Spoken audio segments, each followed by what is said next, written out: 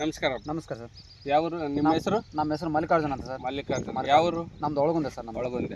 Kurnool district taluk ಒಳಗುಂದೆ ಮಂಡಲ sir. ಎಷ್ಟು ವರ್ಷ ಆಯ್ತು ನೀವು ಮೆಣಸಿನಕಾಯಿ ಬೆಳೆಸಕ್ಕೆ? ಒಂದು 4-5 ವರ್ಷದಿಂದ ಮೆಣಸಿನಕಾಯಿ ಬೆಳೆಸ್ತೀವಿ ಸರ್. ಹೌದಾ? 4-5 ವರ್ಷದಿಂದ ಬೆಳೆಸ್ತಾ ಇದ್ದೀವಿ ಸರ್ ನಾವು. ಮೊದಲು ಕೆಮಿಕಲ್ ಅದೆಲ್ಲ ಹೊಡಿತಿದ್ರಿ? ಕೆಮಿಕಲ್ ಎಲ್ಲ ಹೊಡಿತಾ ಇದ್ದೀವಿ ಸರ್. ನಮ್ದು ಯುವ ಮಾರ್ಟ್ ಆರ್ಗಾನಿಕ್ ಪ್ರಾಡಕ್ಟ್ ಬಳಸಿದಿರಿ? ಹೌದು ಸರ್. ಏನೇನು ಬಳಸಿದ್ರಿ ಸರ್? ಅವು 3 ಪ್ಯಾಕೆಟ್ ಸರ್. ಅವು ಡೆವಲಪರ್ ಅಂತ ಹೇಳಿ 3 ಪ್ಯಾಕೆಟ್ ಕೊಟ್ಟಿದ್ರು. ಕಿಂಗು, ಗ್ರೋತು ಇವೆಲ್ಲ ಭೂಮಿಯಾಗ ಹಾಕೊಳ್ಳೋ ಕಿಂಗು ಇವೆಲ್ಲ ಬಳಸಿ ಸರ್. ಡೆವಲಪರ್ ಕೆಳಗೆ ಡ್ರಿಂಚಿಂಗ್ ಕೊಟ್ಟಿದ್ದೀರಿ, ಕಿಂಗು ಗ್ರೋತ್ ಸ್ಪ್ರೇ ಮಾಡಿದ್ದೀರಿ ಸರ್. ಆಯ್ತು. ಮೊದಲು ಕೆಮಿಕಲ್ಗೆ ನಿಮಗೆ ಈಗ ವ್ಯತ್ಯಾಸ ಕಾಣಿಸ್ತದೆ?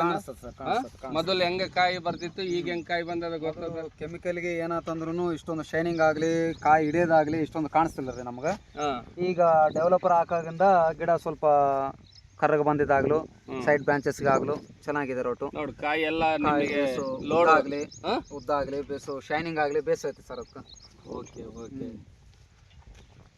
ನೋಡ್ರಿ, ರೈತರೇ ಹೇಳ್ತಿದ್ದಾರೆ ನಮ್ಮ ಔಷಧ Vivo mart product Kisan growth spray ಮಾಡಿದ್ದಾರೆ, ಡೆವಲಪರ್ ಕೆಳಗೆ ಕೊಟ್ಟಿದ್ದಾರೆ.